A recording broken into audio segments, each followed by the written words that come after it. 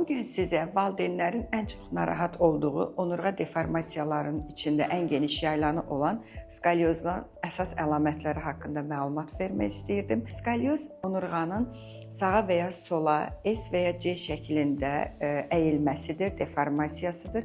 Burada əsas əlamət uşaq ayaq üstə durarkən bir çiyinin digər çiyindən aşağıda olması, bir qolun digər qola nisbətən daha uzun olması, çanaq sümüklərində birinin digərindən yuxarıda olması şəklində büruzə verir.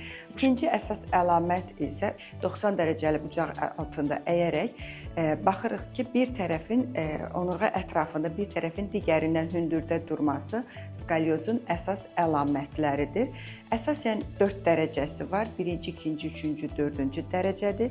Birinci dərəcədə valideynlər bəzən şübhələnə bilməyə bilər.